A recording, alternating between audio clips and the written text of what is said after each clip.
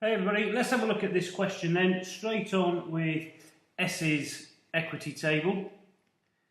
So, same as ever, year end, at acquisition, then post acquisition.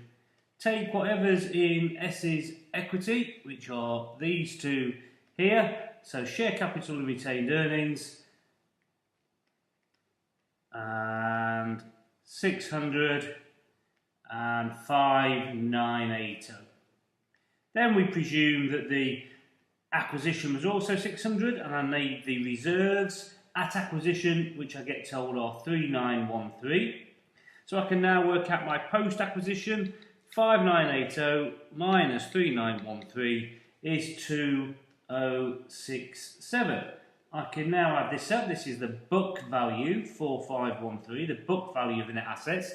I want the fair value though, and it tells me the fair value of the net assets is 4559.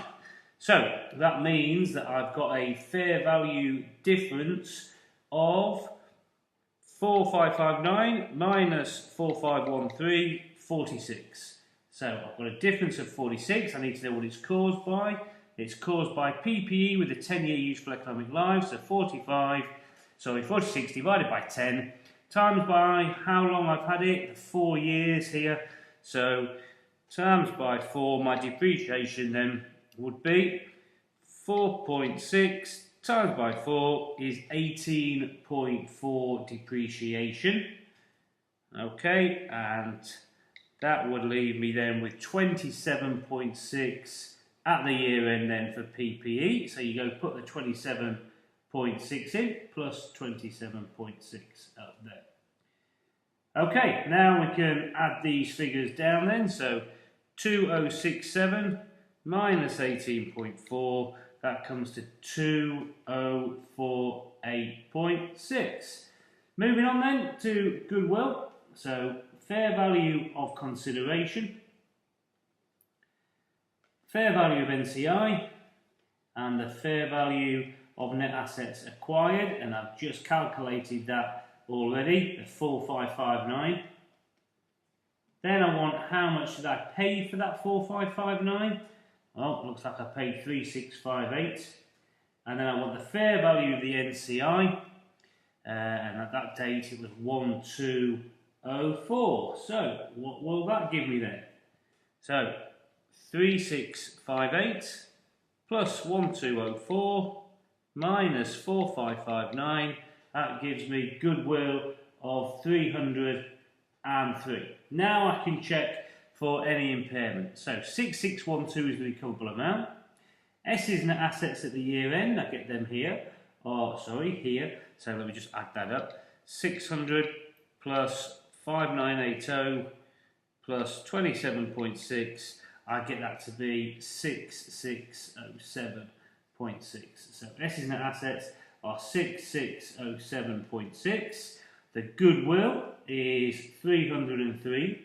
So all in all then, it's 6910.6, which is higher than 6612. How much higher is it? 6910.6 minus 6612 comes to 298.6. So 298.6.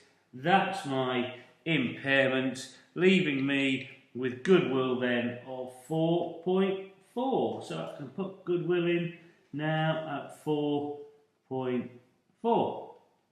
So far, so good then. Now I'm going to do my NCI. So my NCI at acquisition, I use the same figure here as I used for goodwill, 1204, plus post acquisition. So I'm going to use the post acquisition column as usual, drag that down and use the percentage 25%. So 25% of 2048.6 times 0.25, that comes to 512.15. So far, so good. And then I have this further addition. We acquired a further 13%. So let me deal with that further addition then. So when we get a further addition, we need to first of all, step one, calculate NCI at the date of that further acquisition, which is the year end, which is what I've just done here then. So that would be 1716.15. So 1716.15, that's my NCI. Then calculate the fall in NCI. Well, the 1716.15, that represents 25%. I seem to remember, let's just check that, yeah, 75. And now acquiring another 13%, so it will fall by 13%, so times by 13. Let me just do that on the calculator then. 1716.15 divided by 25 times by 13 gives me 892.4, more or less. Okay, 892.4, that will go to the NCI. And then finally I compare that to what I paid. Now I paid for this 892.14, I paid 1342. So if I paid 1342 and I only got 892.4, I therefore made a loss of 449.6. And that loss of 449.6 I would normally take to other reserves, but as I don't have it, I'm going to take that loss to retained earnings. So let's finish off this NCI, the 892.4. I bought that off it, so minus the transfer on further addition, I've just bought off them 892.4. And then finally, because I'm doing fair value NCI, I need the impairment of goodwill. Now the impairment of goodwill is 298.6. It comes after the further acquisition. So after the further acquisition, I will own 75 plus 13, so I will own 88%, and NCI would own 12%. And that's how we'd split this up then.